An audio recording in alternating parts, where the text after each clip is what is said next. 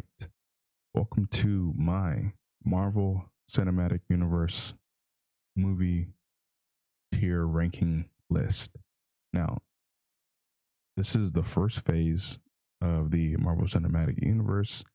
There might be a couple movies that are on here that are missing or added that shouldn't have been added.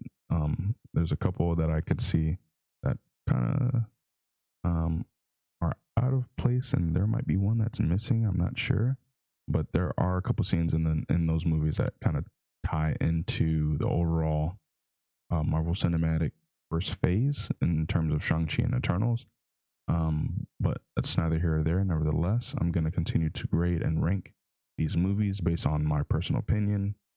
Um, so yeah, I'm actually going to add another row because they're just based off looks on the movie posters. There are at least one, if not two, movies that deserve a worse ranking than D. And can't really see that, so I'm gonna turn to purple. But we're gonna get into it. And I'm gonna talk about each movie and my reasons why I'm gonna rank it. And as you kind of see the entire ranking list, you will see that there is a grading system based off of characters, their development, the overall story and plot. Are there any twists or turns, any curveballs, any screwballs, and if they landed uh, in the batter's box, or if they were just completely off and the batter hit a foul ball. Um, and you'll also see mainly my ranking is based off of if the movies tied into the next movie or to another part of the cinematic universe. And obviously, it's a Marvel Cinematic Universe, so each movie should tie into another movie, whether it's a prequel, sequel, going into the trilogy, or an overall Avengers movie. Which yes, it should do that, but some movies do it better than others, and a lot of them really kind of didn't, or they were just their own kind of characters spin-off series, but there wasn't much to it. It was kind of dead or dry. And there's some reasons, and we'll get into those. We'll talk about it, and you'll kind of see my ranking and my thoughts. And first, we're going to start off with Ant-Man and the Wasp. Now, I'm kind of torn on the Ant-Man series as a whole because Ant-Man, Paul Rudd's character, is kind of aloof. He's kind of a goofy kind of guy, but when he's serious and he's trying to get business and done and trying to handle things, he can, and he has some skills.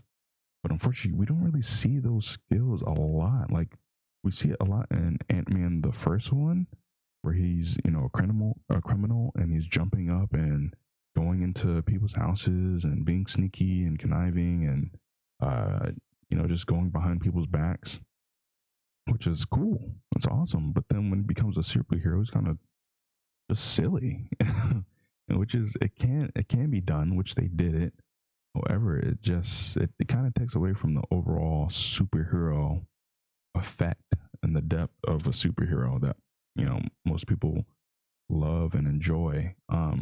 He's just kind of doing things as he's told or is pulled into, and he doesn't really give his own reasons why, other than trying to be there, be a great dad for his daughter Cassie, which is a great reason, by the way. Like, if you're trying to be a inspiring figure for your child, obviously that is where your priority should be. However, his just goofiness kind of took away.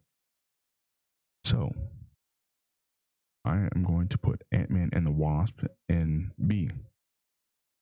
Now it might move to C, because honestly I feel like the original Ant-Man is C, because you didn't really see a lot of Hank and his daughter, and they're kind of climax and as far as just being active and just with everything in the story. You don't really see a whole lot from them. In Ant-Man and the Wasp, you kind of see, okay, Hank had a pretty good uh, backstory. He was with Stark. Um, he had a wife, but you kind of see in Paul Rudd's character's dreams and visions. And then you kind of see the Wasp. She starts to do some action, but the action that you see from the Wasp was way better than Ant-Man, unfortunately. It would just been cool to see a good balance, I guess is what I'm trying to get to as far as the Ant-Man movies. A better balance from goofiness and action and story. I feel like Ant-Man and the Wasp had a better story, but the original Ant-Man had a better mystique and origin beginning. And that's what you kind of see from the Marvel Cinematic Universe. The first movies typically set the tone, and the second movies either have a drastic drop off or a pretty good, substantial sequel doing. All right. So now we're getting into Avengers Age of Ultron. As some of you know, if you're a really enthusiastic Marvel fan, Avengers Age of Ultron did not live up to what it could have been and should have been. Avengers Age of Ultron is a B movie. It could have been so much more. I'm going to put it in front of Ant-Man and the Wasp, and I'm going to grade each movie and rank these movies as the better or worse ranks in each tier level. So Age of Ultron is better than Ant-Man and the Wasp because it had characters, it had your stories, it had your development. But then it stopped and got stale. You didn't really see a lot of Ultron and just his sneaky, conniving, just evil, wicked plan. I mean, he was doing it, but then it kind of just got like, all right, I have my evil army, and we're just gonna take over the world, and we want to just infuse our way of thinking into everything, and his army got wiped out, which it should have, but it just was just like, here's the story, here's where we're going, and done. A lot of the characters kind of were thrown off or misused, and we see Vision, who just came in and just completely destroyed everything, which is great. It was good to see, but then Vision is supposed to be the good version of Ultron, and Ultron is supposed to be the bad version of Vision, and we didn't really see Ultron in his powerful stage. Like, we didn't see Ultron do a lot of things. We saw many versions of Ultron in the movie, and every time Ultron just got wiped out. And we're just wondering, like, okay, how powerful was he supposed to be? And it was just left there, unfortunately. Now, moving on to the next movie. Now, I'm going to be completely biased, but my bias is going to have tons of reasons on why this next movie, Avengers Infinity War, is S tier and will be the best S tier movie ever. It starts off crazy. It starts off amazing. And then all of a sudden, you just get thrown on a roller coaster, and all you have to do is buckle up. You get no other choice. You're on for the ride, and it takes you through corkscrews. It takes you through ups and downs and loops and turns and through water, and sends you flying. It sends you through thrusters, and you're just on the ride.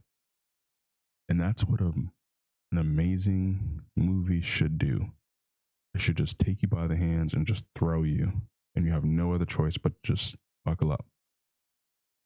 And Infinity War sets you up for Endgame. And I know a lot of people who say Endgame is the best movie in Marvel history. I know this is going to upset a lot of people, but this is my rebuttal to those people. You don't get Endgame without Infinity War. Infinity War sets you up perfectly for Endgame. Perfectly for Endgame. And you'll notice a common theme for my S tier, that they will all tie into one another. Spoiler alert. Now, I'm going to get back to Infinity War.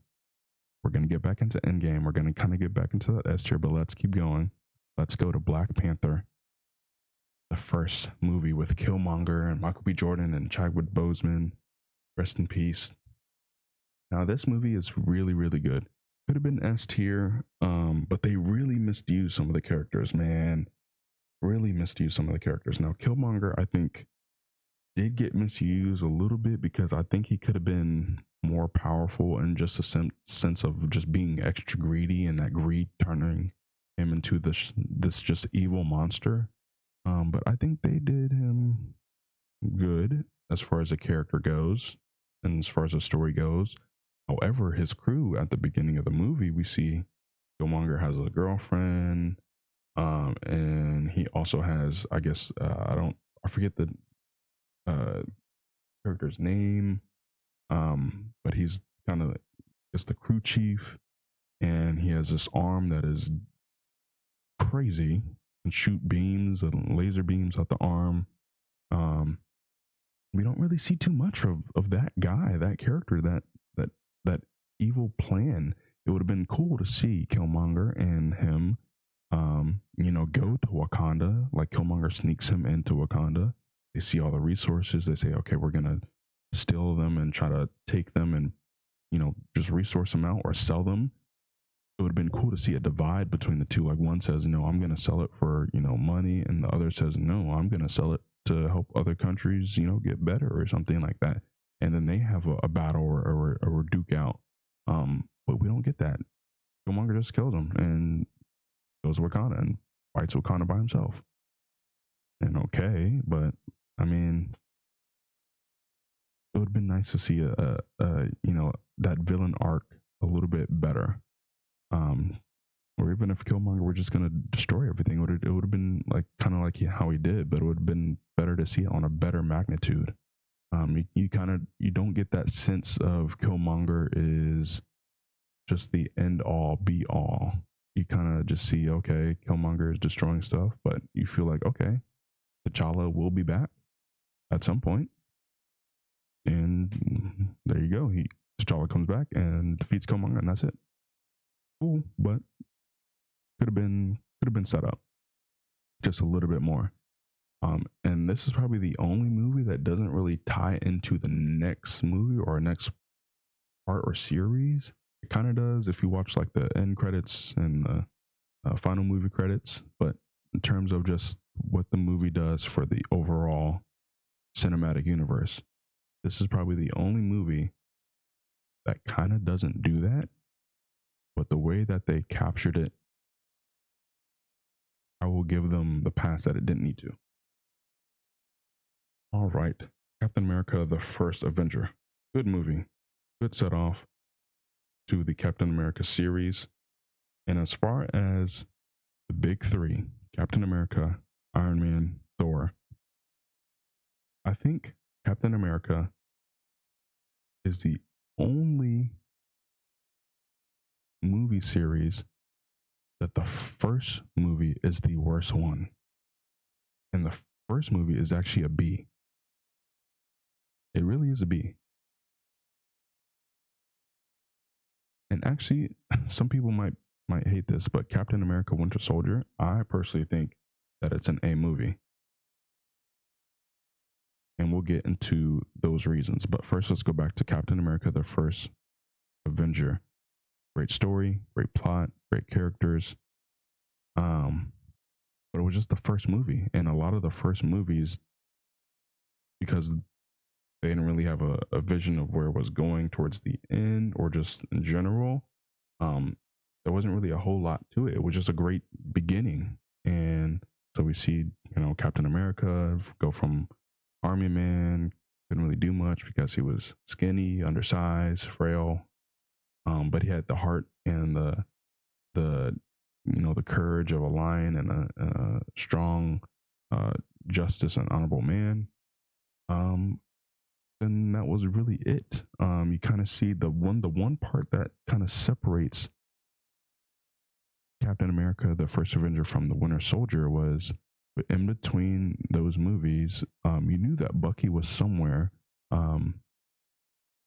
because he fell, and then you obviously knew in the Winter Soldier it was Bucky, but there was no setup to uh, Bucky being this overall beast of a villain. You kind of see that through obviously the end credits and everything, but I'm talking about in terms of the actual movie. When you're sitting down watching the movie, there wasn't that tying to, oh, what's next. But Captain America, Winter Soldier, had the characters, had the story, had the plot, and you get, oh my goodness, the villain, beast of a villain. Now, the only thing I wish they could have done was show more of Bucky, Bucky's internal turmoil, his internal struggle. Like, oh my gosh, this guy said my name, he remembered me, I kind of remembered him, but I don't know him. And you guys are gonna shock me again and wipe my memory and turn me into this crazy supernatural human being with a robotic arm. It would have been nice to see moments where he's by himself, kind of dealing with these internal conflicts. And they didn't really do that, which, I mean, I get it. I understand. Still a good movie. Or, but it would have been cool to see that. And the one part that I wish we really could have seen this is at the end when Bucky saves Captain America from the river.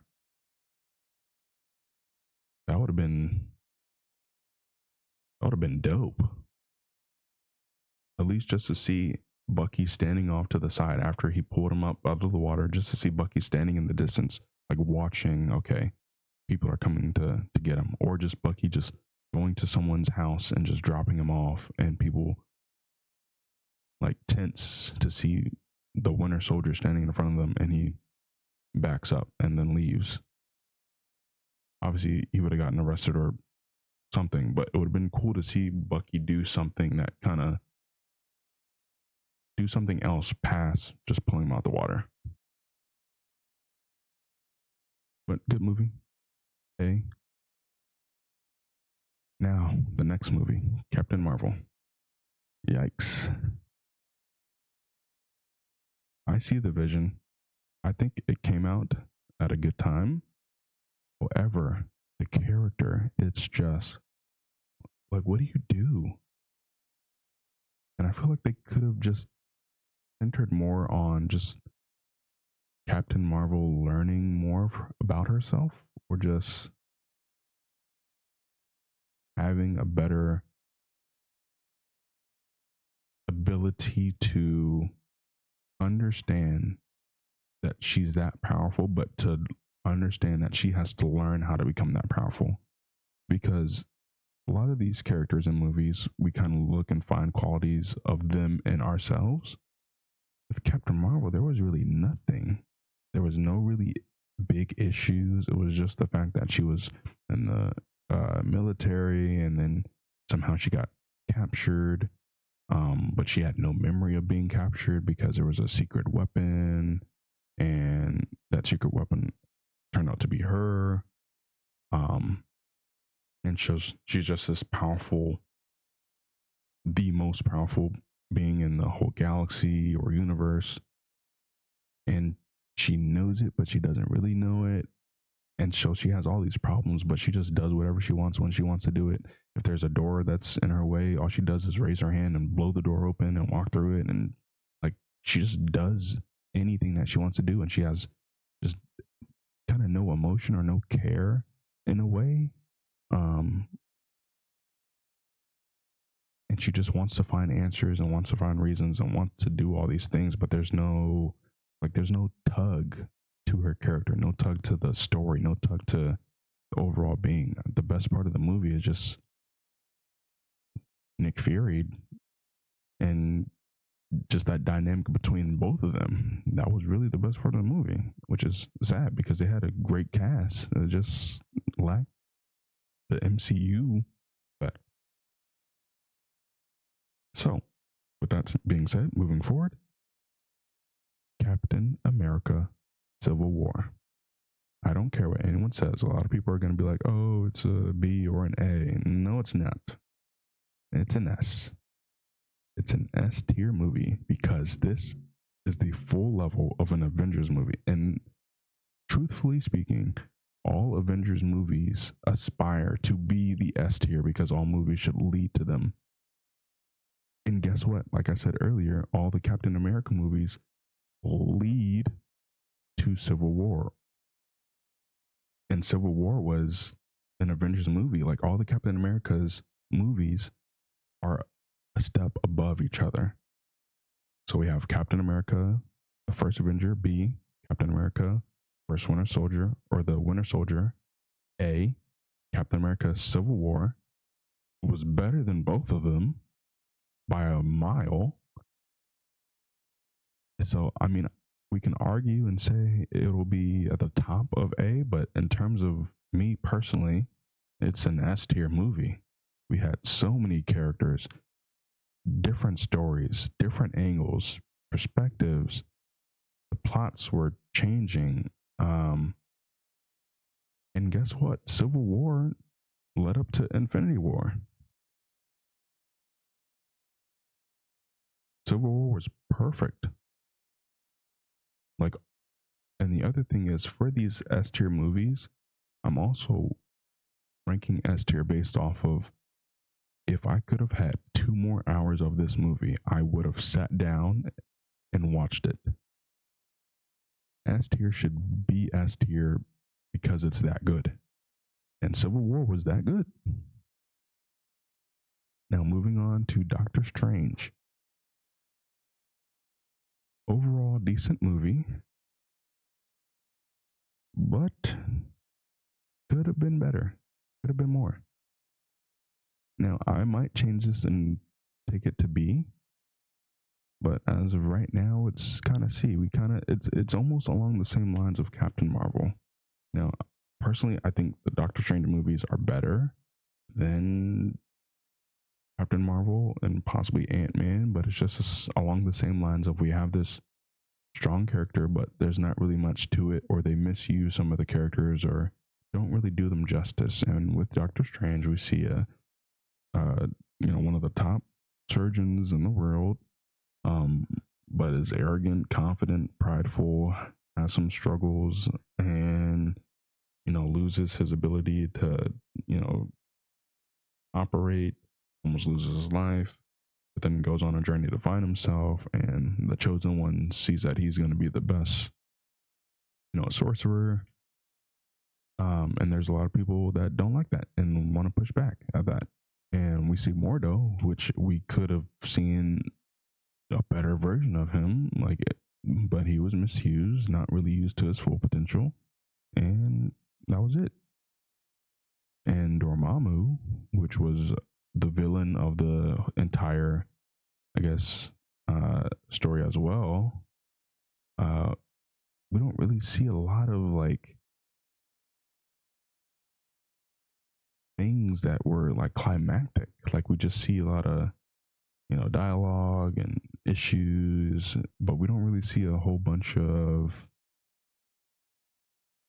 balance in terms of just the story being mixed well with action. It was just kind of like we see some curveballs, and this is what I was mentioning earlier with the curveballs and the screwballs, and if they were thrown and hit right on the batter's box and right over the plate, or was it a foul ball?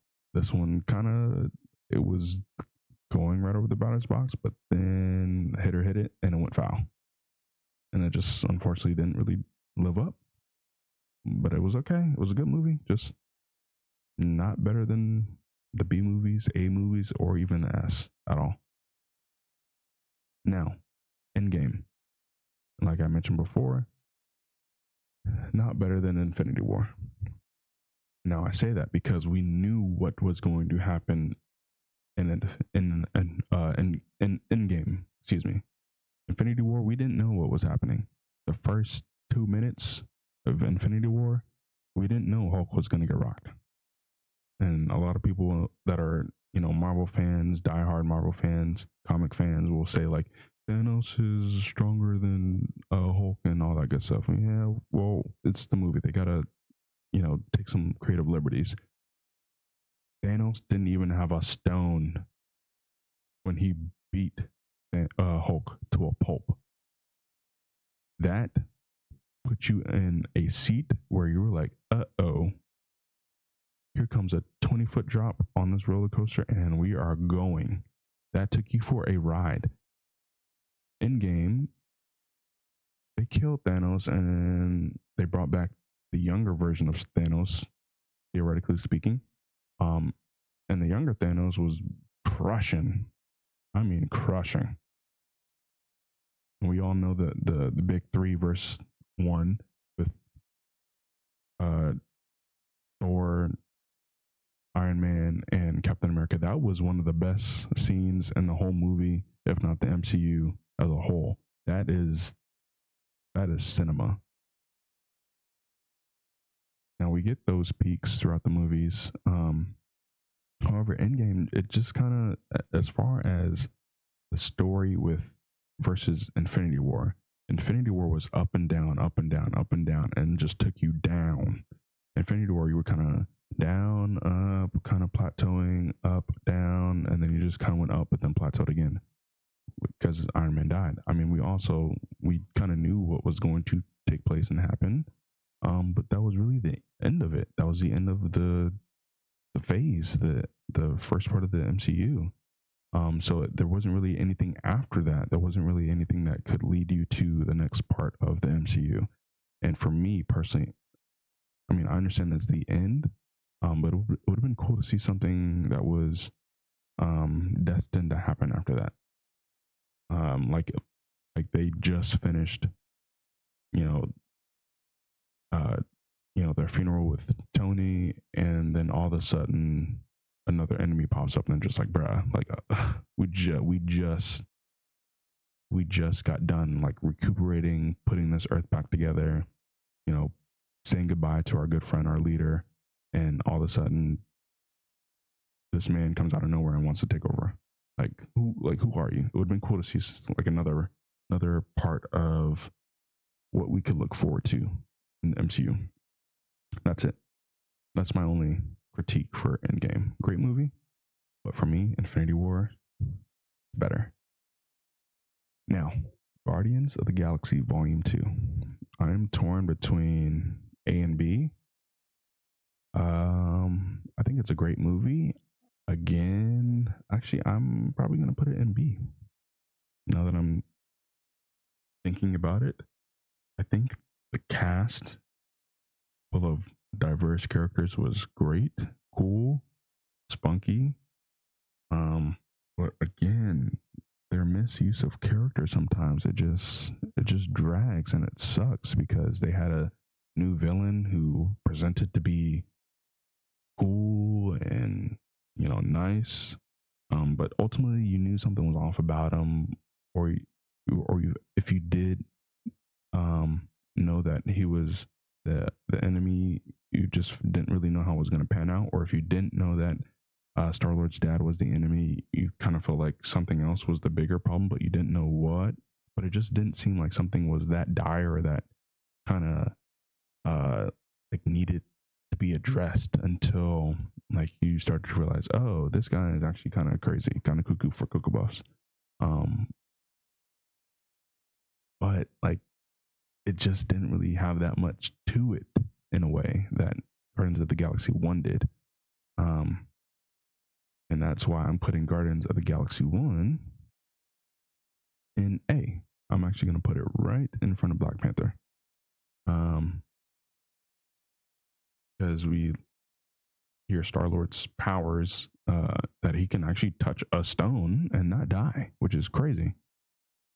But it was just unfortunate that Guardians of the Galaxy 2 was just a step below.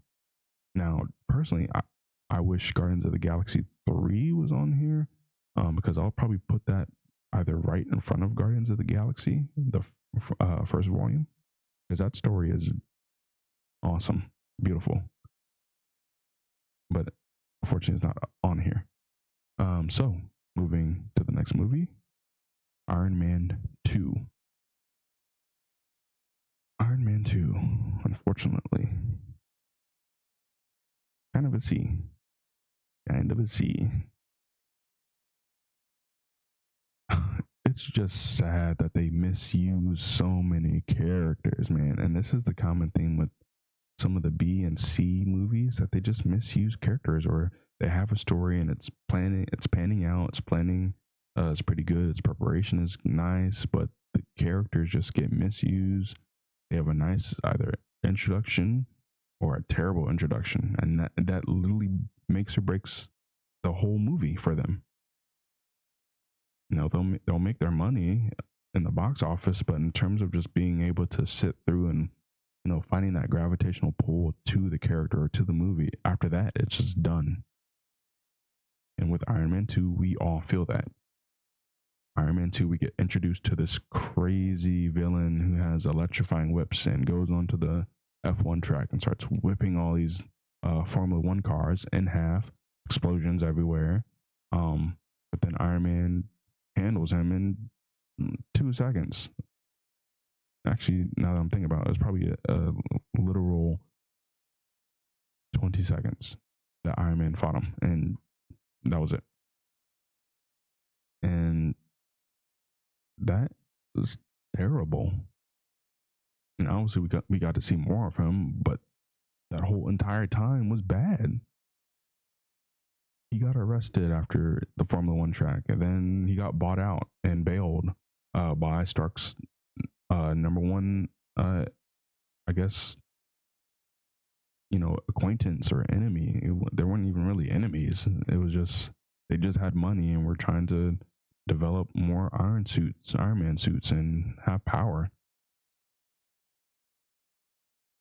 And all he does is, get bailed, get put into another facility that had weapons, and he just built more suits. And at the end of the movie, he has another suit. He fights Tony and Rhodes, and that's the end of it. And he gets beat.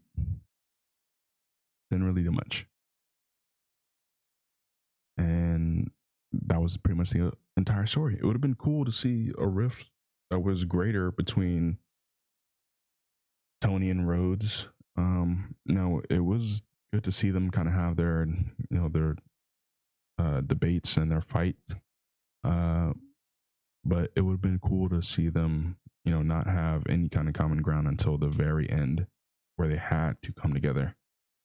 And that would have been in part of the evil villain of the movie. And it's unfortunately, I'm blanking his name, because that's how the movie uses go. If we don't remember, then there's nothing memorable about the movie, and it's not going to get that A grade, that S grade, or even a B grade sometimes.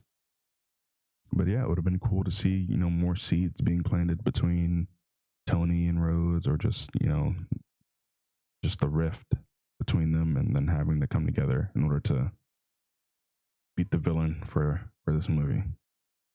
So moving on, Iron Man 3. Another movie that fell off, or didn't have really much great oomph. Now I'm torn between putting it in C or where in C. I am probably going to put it in front of Iron Man 2. Would I put it in front of Doctor Strange or even Ant-Man? I don't know. I'm going to keep it here for now. Because at least with Strange and Ant-Man, these are the first movies of these characters, and you kind of see a development of them. With Tony, we knew what we're going to get with Tony from the beginning. And the one thing I will say about Iron Man 3 is that I do like the backstory of another character being in Tony's life that kind of grew up and set their life out to destroy Tony. Now, and that's perfect. And that's what Iron Man 2 tried to do, because it was Whiplash's, I think that's his name, Whiplash. I'm pretty sure, as it just came to me, but I'm pretty sure Whiplash's dad was set up by Tony's dad, or, had some debates, debacles, frustrations with Tony's dad. And that's why Whiplash went out for Tony. but you don't really get to see that or hear that. Like it's just you see that on a newspaper, or hear that from word of mouth, which is I guess okay. But in terms of what the story and movie should have been, like there was no set up for that, and Iron Man did a better version of that. However, Iron Man 3 was just kind of boring. Iron Man, gets, deserted or because his suit was malfunctioning and he caught out the Mandarin, which was a terrorist, and they kind of destroy his home. And, he gave out a comm to Jarvis, and Jarvis flew him all the way to, was it Tennessee? And um, there were just some parts that were kind of, they weren't random and they didn't feel too random, but they were just kind of like, all right. And one thing that really disturbed me and probably others was uh, the Mandarin actor, which I think was a great idea of having. But the fact that he was just a goofball, it was just brother. Like he could have like been smarter enough in terms of just might not have been the Mandarin himself or have been a terrorist, but it would have been cool to see him be as a villain or wanting to be a villain as he was portraying in the commercials or like the television when he was disrupting the television airwaves because he killed a politician on the air where the president had to kind of digest, and we kind of see that emotion of him kind of realizing, oh, I do kind of have to pull the trigger because I wasn't expecting him to call. But when Tony meets the fake Mandarin face to face, Trevor, he's kind of aloof, and it's just like, dude, like I understand that he wasn't going to be possibly the overall Mandarin, but it would have been cool to see him portray that or believe this idea of I am the Mandarin. I'm not just a paid actor, like, or I was a paid actor, but no, like I am this guy. It would have been cool to see that. But unfortunately, he was not, and that kind of took away. So Iron Man 3 is the movie, and it kind of hurts because Iron Man, like RDJ, set the tone for the MCU or just like the character standard. Him being, even though it's ironic, Captain America being the first Avenger, but Iron Man being the kind of the head honcho, the leader of the Avengers. But his solo acts weren't that great in terms of the MCU. But nevertheless, we continue to go on to the actual first Iron Man, which is actually really good. I'm gonna put it in B. I'm gonna actually put it in front of Captain America. Um, in terms of the story, the plot, with Killmonger and Tony having to figure out, his next steps, and him. We already knew that he was gonna be kind of, the playboy philanthropist, you know, Starky, spunky kind of guy, but we kind of see that later in Iron Man 2 and 3.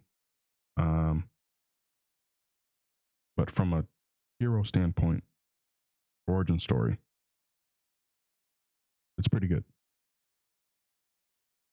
There's really not much else about it to say. Now, the only thing it's still throwing me off to this day, and we already know it, we don't have to really get into it, is just the continuity of characters because Rhodes is a different Rhodes from Iron Man, the first one, to Iron Man 2, 3, and Avengers. But I bring that up in terms of just it throws me off in terms of the MCU characters, the dynamic, because we knew how Rhodes was in the first Iron Man, and it would have been cool, personally, to see Terrence Howard versions of Rhodes in Iron Man 2 and 3. Now, that's not to knock Don Cheadle. I think Don Cheadle plays an excellent Rhodes. And maybe it was definitely meant to be for Don Cheadle's um, uh, ability and personality to fill in roads for Iron Man, but it just the difference in characters. It's strange, but it is what it is. Now moving on to Spider-Man: Far From Home. Good movie. I think it's an A. I'm teetering. It's definitely the out of these A movies, it's definitely the last one, and I'll give you my reasons. Or I'm teetering on it being B. Um, wow. I'm gonna put it in B. Um, I might change it to A, but I'll say my reasons why. Far From Home, great. We see Mysterio. We see Jake Gyllenhaal become, the villain for this movie. Um, However, it would have been cool to see more of Mysterio's plan or just, crazy, sadistic, plot. We didn't really see that. We kind of felt like Mysterio, if you knew the comics or didn't know or I'll give you the two versions. If you knew the comics, you knew Mysterio was evil and was going to be the bad guy. If you didn't know from the comics or just being a Marvel fan that Mysterio was an evil person, then you feel like, oh, these elemental kind of creatures are really, the bee's knees. They're really trying to take over and give Spider-Man the problem, and Mysterio's trying to help. But then if you read in between the lines, like Material's kind of being a little kind of off, a little weird, a little distant at some times, then you knew, okay, that something's up with Mysterio. And that's what is missing for me from this movie. Seeing Mysterio's kind of dark side, seeing his plan, seeing what he's trying to do. And you don't really see that until the end where he's like, oh, Spider-Man's trying to kill me. His real, uh, you know, person is Peter Parker. And then he gets shocked. And then that's when in the next movie, things get really thrown into a loop.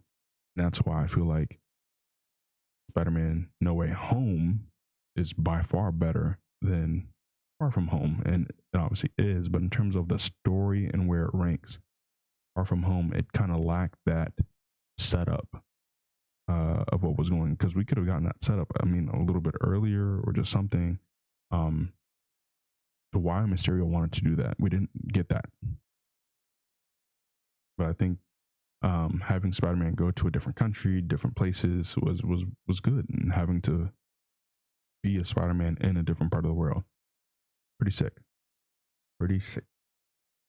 Now moving on to Spider-Man: Homecoming, good movie, uh, but not better than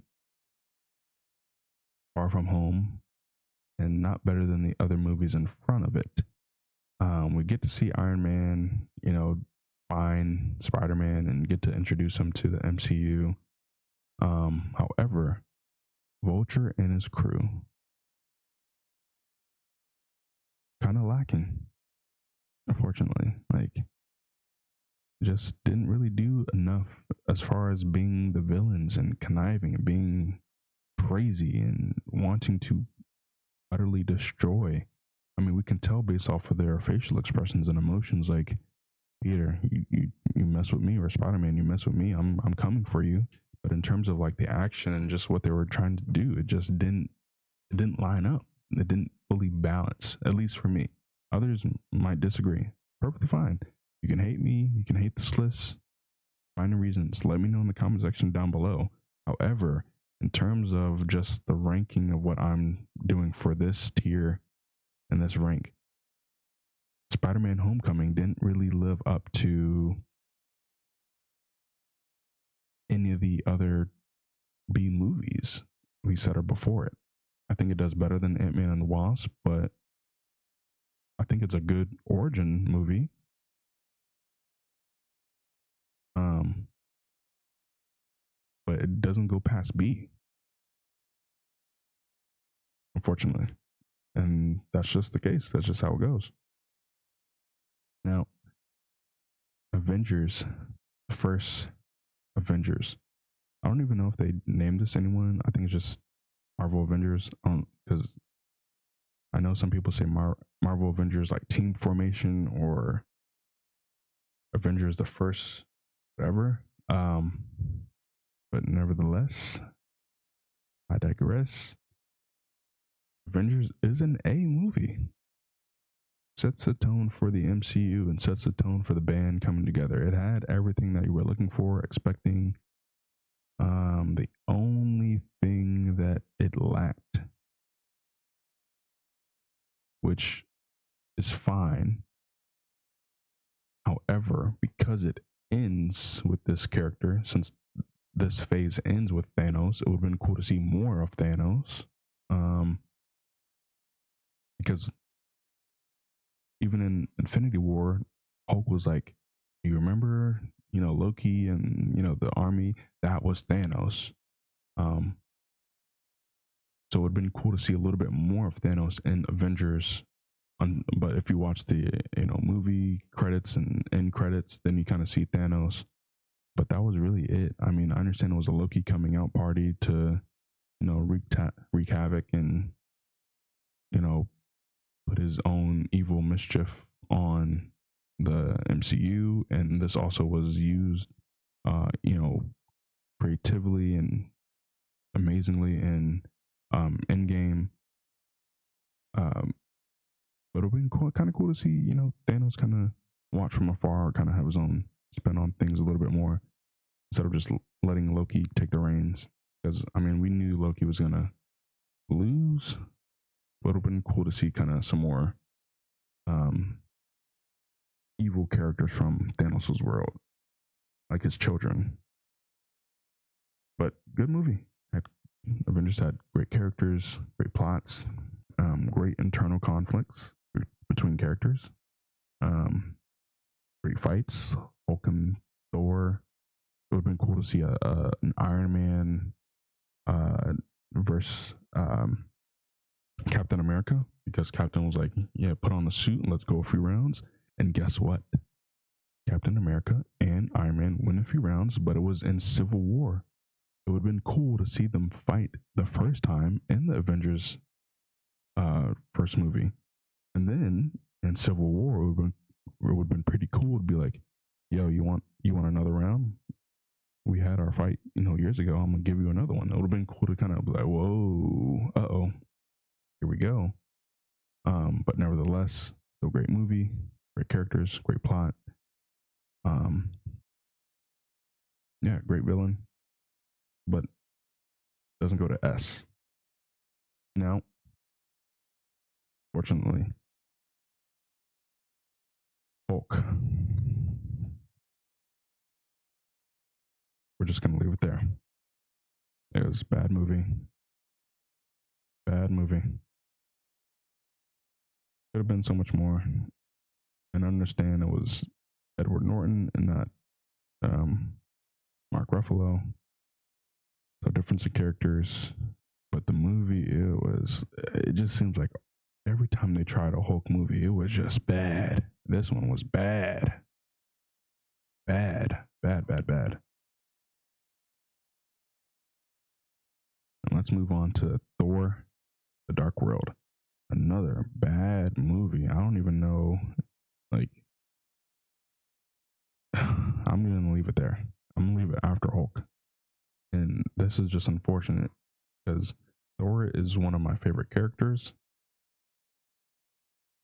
But they just did this movie terribly. Like, you kind of get a sense that the villains in this movie were strong, but because the movie just got stale, it just seemed like it was Thor versus Loki. It was Thor versus the elves. It was Thor versus everybody, which is fine. Which is, I think that can be a good movie, but it was just like, what are we doing here? The plots was just weird. Like, they're setting up dimensional, like, teleportation devices, and uh they're fighting in England. They're fighting in, or is it England? They were fighting in one part of the UK. I think they're fighting one part on the UK or in America, and then they're fighting in space, and then it just kind of got weird. Which I'm not saying any of those points that I just referenced are wrong, but in terms of just the story and what they're trying to accomplish and do, just didn't feel right. It didn't feel completed. Didn't feel accomplished. So it's the worst Thor movie in the series by a mile. By a mile. No, Thor, the first movie in the series, pretty good movie. Um, it's a B movie. I think it is better than Ant-Man and the Wasp, but I do not think it's better than Far From Home. Um, I think it's better than Homecoming, but I don't think it's better than Age of Ultron. I think Thor has a great number of characters. I think the story is good. Um, Actually, I don't know. I might put it in front of Age of Ultron because a thought that just popped into my mind as I'm talking and discussing it. I don't know. I'm just gonna leave it here for now. But Thor being, arrogant and uh, trying to be this almighty hero, full of pride. Then his dad taking his powers away and banishing him from Asgard and sending him to a world that he doesn't know about. And then we see Jane developing her whole life to, um, learning about astrology and different mythical worlds and all that great stuff. And then she realizes, oh, Thor is actually from a different world. We kind of see all these different characters, and then we see Mjolnir get planted in the middle of a field, and all the different people trying to take Mjolnir, but they're not worthy, and they don't even realize it. So they're messing up their arms, their trucks. Great scene. But it was just the first movie, so it wasn't like there was something that was the culmination of it, leading up to it or anything like that. It was just Thor kind of finding his way. Thor coming out and finding his way in the world. Good movie. But it also kind of felt stale in terms of them being in just one spot and fighting, and it kind of just going from there. And Thor realizing that he does have the self worth and he's worthy to have Mjolnir because he finally became humble. But that was really it. That was really it, and it was just kind of unfortunate, but not a bad movie. Just not better than B. Now, Thor Ragnarok. S tier movie. One of the best movies in the Marvel Cinematic Universe, Phase 1. And it's just unfortunate that Thor Dark World wasn't as good or set Thor Ragnarok up, because Thor Ragnarok just blows all the other Thor movies out the water. Because we meet Thor who, uh, has pretty much almost lost everything, but now is finding himself again, uh, you know, traveling around the world, universe, galaxy, fighting evil, and putting good and balance back into the world and Asgard. And then we see him teaming up with Loki, and this is what I feel like Thor Dark World should have been. Thor Ragnarok should have been the team up between brothers, and Loki actually, having that soft side, being like, you know what, this is my brother. I shouldn't be, messing with him anymore. Like if we got that Loki in Dark World, I think we would have been better off. Or if not that, like because we were already introduced from the first Thor to Loki being mischief and sneaky and cunning, to Thor Dark World where Loki is just off again, and Avengers where Loki is trying to take over the world, but it's just like at different points in timelines, Loki's doing different things. And then Thor Ragnarok, a fourth time where we actually see Loki, he's kind of developing, okay, let me chill out, but he's still kind of, that mischief Loki, which is fine. That's his character. But it should have been a balance between that. And Thor Ragnarok had that. It did Thor Dark World way better. And also, as I mentioned earlier, my S tier list all have movies that go into one another. They all play into one another or lead into the next movie in a sense. Um, and Infinity War does that the best. Endgame does that just a little bit, but not entirely at the level of the other two movies that are in this list. Thor Ragnarok goes straight into Endgame. If you've watched Thor Ragnarok, uh, right when Thor saves Asgard and takes his people and leads them onto the ship away from Asgard because it's being destroyed, Thanos comes out of nowhere and just starts beasting people up. And that's a great movie. That's a great setup for the next movie. Now, No Way Home. This is another S tier movie. Now, this comes after Endgame, and I know I was saying that these movies play into one another or have another tie-in. Now, this movie, No Way Home, comes after Endgame, doesn't have a direct tie-in. However, because it doesn't have a direct tie-in, the rest of the movie makes it S tier. The characters, the development, the plot, the story, the overall time that it came out, it just deserves an S tier ranking. We have Spider-Man coming from Far From Home, who had his identity revealed. Everywhere Spider-Man goes, he's being bullied, casted out, called out. Any kind of offer he tries to get for college or work, he gets frowned upon. So he asked Strange for help, like, hey, can you wipe everyone's memory of me? And all of a sudden, some of these villains start popping out.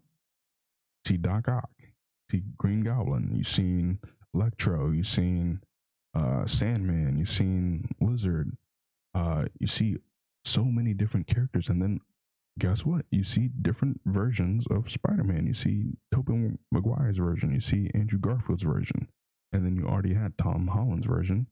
And so you get a good blend of story, of characters, and then you kind of see Tom Holland's version actually snap, which is pretty cool because we kind of saw versions of Tobey Maguire and Andrew Garfield's. You kind of saw some areas in their movies and their own stories where they kind of were going down a dark path, and they say, "Hey, wait, Tom, wait, buddy, let's do. We've been through that. Let's coach you and mentor you to make some better decisions." And we get that. And this is how I know that movies are doing justice, when they have everything going for them and they also have a character that annoys the living crap out of me. I'm sorry, but this is the first time that Aunt May got on my nerves. Aunt May was just so gung ho on, oh, you have to serve them and protect them and do all that stuff. But Peter Parker, being Spider-Man, has his spidey senses and says, yeah, I don't know if we should be doing this. Which I get it. Aunt May is running a facility that helps and assists people, so it's in her nature to want to do that. but also it's just like, please, please, like you're just sitting there throughout the movie, like, please, like Aunt May, give it up, like just let just let Peter rock. And then we also see that she unfortunately, spoiler alert, if you haven't seen it, she dies. She gets killed. And that's what sends Spider-Man off to that, oh, Green Goblin, you killed my aunt. I'm gonna kill you, which is great for the movie. Great for the movie. For my own personal sanity, maybe not that great because I'm just like, Aunt May, relax. But as far as the movie goes, that helped the movie.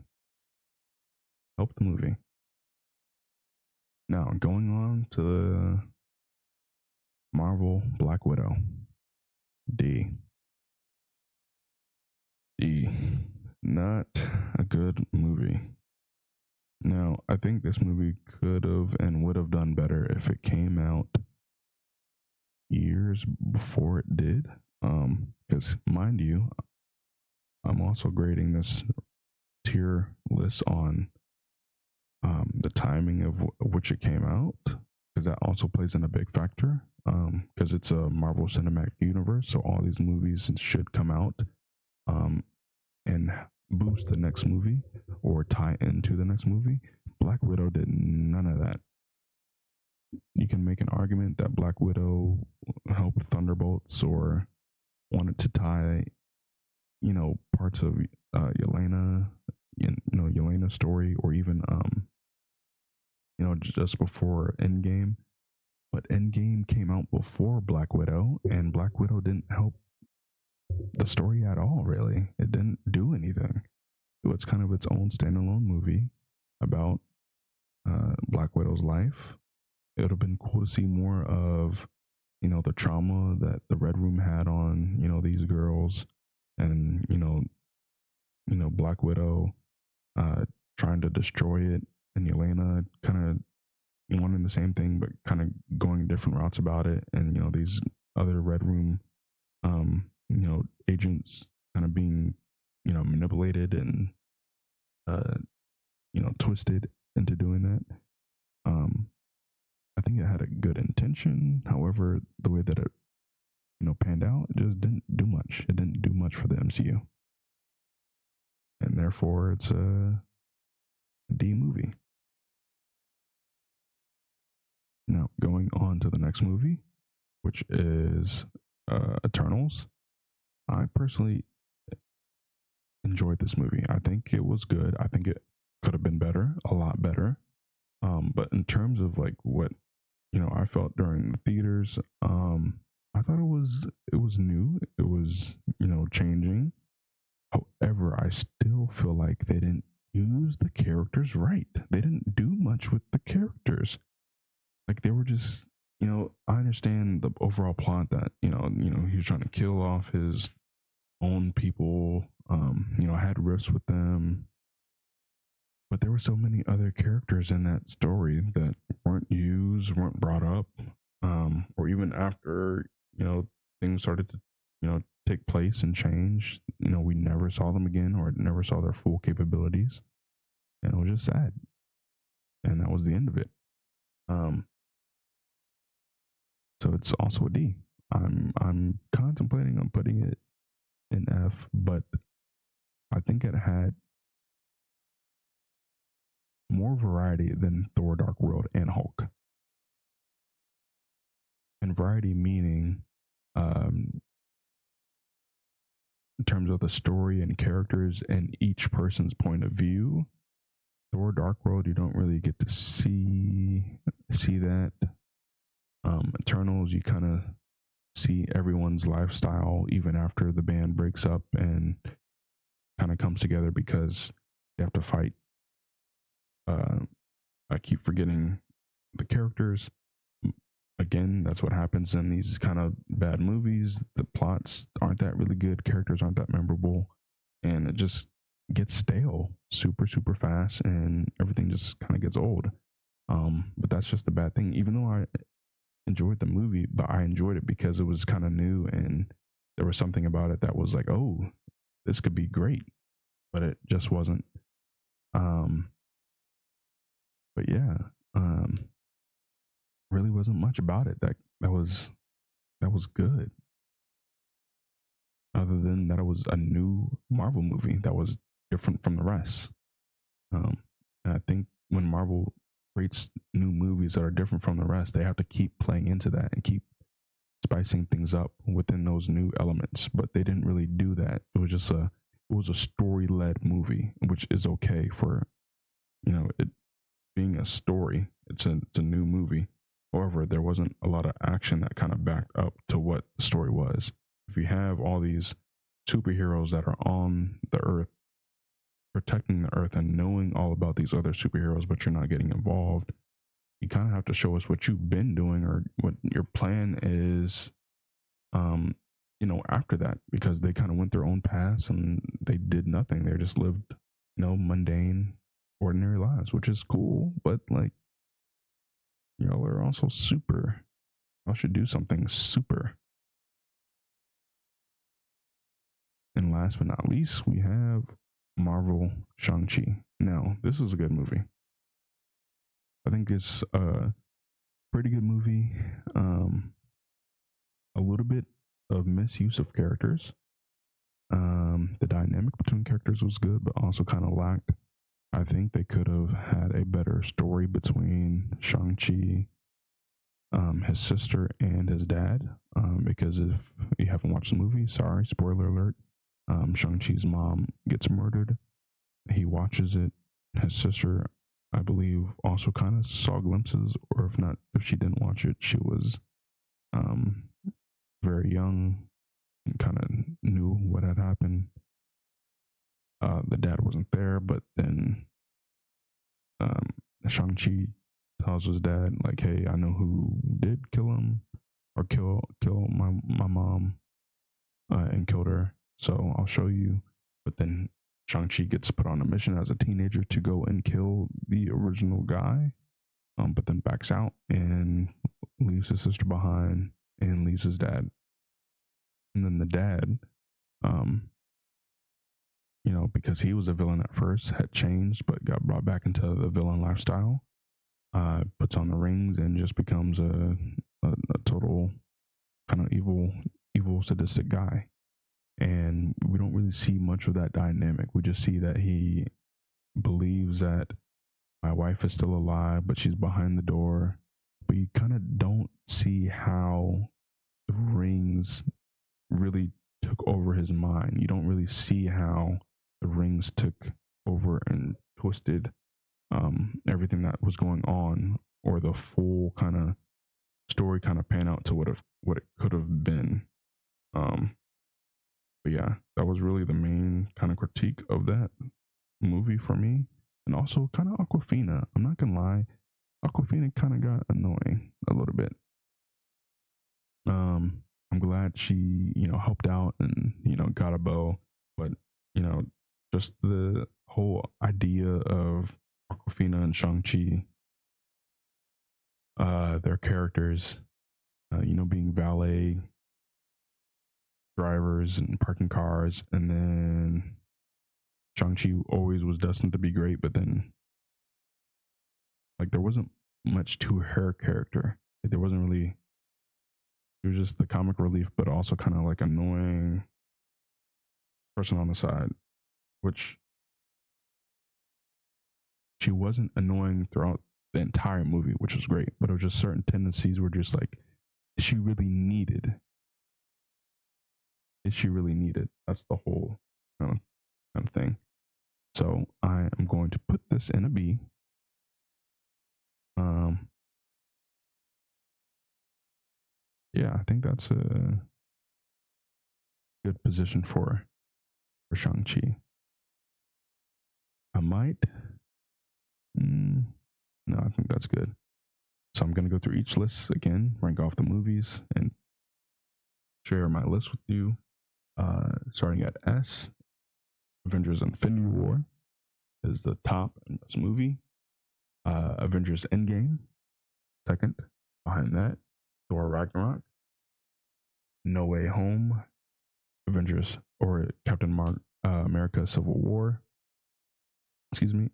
And then we go to A, Avengers, Then we go to Captain America: The Winter Soldier, Guardians of the Galaxy Volume 1, Black Panther.